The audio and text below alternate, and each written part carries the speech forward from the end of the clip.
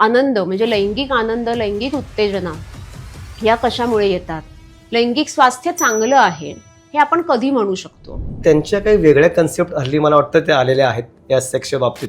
LGBTQ ही एक term बरोबर. आहे, किंवा फ्लुइडिटी म्हणतात, किंवा नॉन बायनरी, या संज्ञा या पिढीला खूप साऱ्या माहिती आहेत.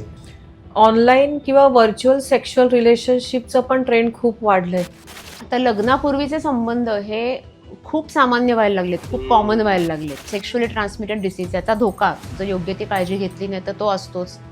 अनैच्छिक गर्भधारणा त्याची मोठी भीती असते, आणि किसिंग, मिठी मारणं इथपर्यंत असेल का खरंच इंटरकोर्सपर्यंत ते जाणार आहे, त्याची माहिती म्हणजे त्याचं डिस्कशन, त्याचा संवाद हा त्या दोन व्यक्तींमध्ये व्हायला पाहिजे. आणि त्या गैरसमजुतींमध्ये सगळ्यात टॉपला असं म्हणू शकतो आपण की पेनिसचा साईज. 70% पुरुषांना असं वाटत असतं की आपल्या लिंगाचा साईज हा छोटाच आहे ॲव्हरेज साईजपेक्षा. पॉर्नोग्राफीत हे बघितलं म्हणून मग माझ्या लिंगाचा साईज नक्कीच कमी असं पुरुषांना वाटू शकतं. स्त्रियांमध्ये ऑर्गॅझम म्हणजे पुरुषाला वीर्यपतन झालं म्हणजे त्यावेळेला स्त्रीला ऑर्गॅझम येईल असं काही जरुरी नाही.